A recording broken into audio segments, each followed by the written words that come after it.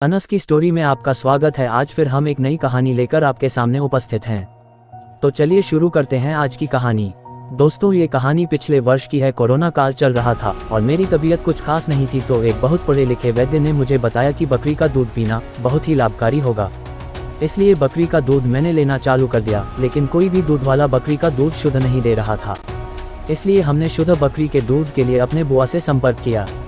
बुआ ने बताया कि लोही में कोई सज्जन है जो शुद्ध बकरी का दूध देंगे।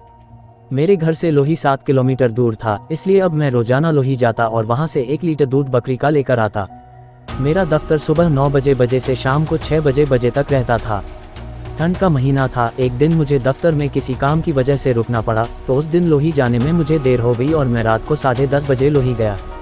जैसे ही दूध लेकर मैं वापस आ रहा था, तभी मैंने देखा कि कोई औरत रोड के किनारे खड़े होकर रुकने का इशारा कर रही थी। उसे देखकर ऐसा लग रहा था कि वह लिफ्ट मांग रही है, पर 10:30 बज चुके थे। इस समय किसी को लिफ्ट देना खतरे से खाली नहीं है। संभव है कि वह कोई चोरी करने वाले गुट की सदस्य हो। इसलिए मैंने उस औरत की तरफ बिल्कुल भी ध्यान नहीं दिया और सरपट अपनी गाड़ी दौड़ा ली। जैसे ही मैं उस औरत को पार करके आगे निकला, तभी मुझे ऐसा लगा जैसे कोई मेरी गाड़ी पर बैठ गया हो।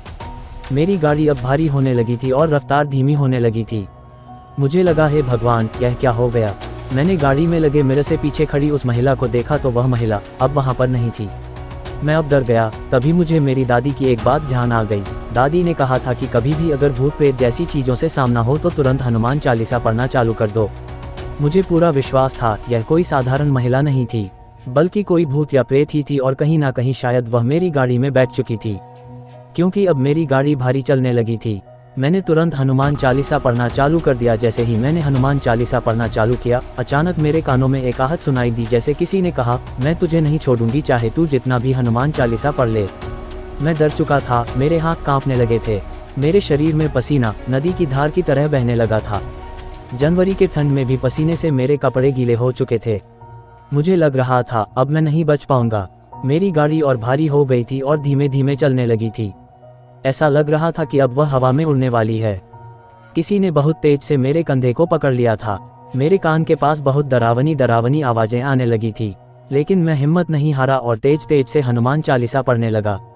जैसे जैसे मैं हनुमान चालीसा पढ़ते हुए आगे बढ़ता जा रहा था, वैसे वैसे मेरी गाड़ी हल्की होने लगी थी और मुझे जिस शक्ति ने पकड़ रखा था उसका जकड़न भी अब कम होने लगा था। कुछ देर बाद ऐसा लगा जैसे कोई मेरी गाड़ी से उड़कर आसमान की ओर गया। मैंने तुरंत ऊपर देखा तो बहुत तेज चमकता हुआ कुछ सफ़ेद सा, कुछ धुंधला सा हवा में उड़ रहा था। ये निश्चित रूप से एक प्रेत था। उसने मुझसे कहा, हनुमान चालीसा दे, तुझे आज बचा लिया है, और गायब हो गया। लेकिन फिर भी मैं डरा रहा और तेज रफ्तार में गाड़ी चलाते हुए घर आ गया। उसके बाद मैं 5 बजे ही लोही जाकर दूध ले आता था और 8 बजे के बाद में कहीं पर भी नहीं जाता, और अगर मजबूरी में कहीं जाना होता है तो हनुमान चालीसा पढ़ता रहता हूँ।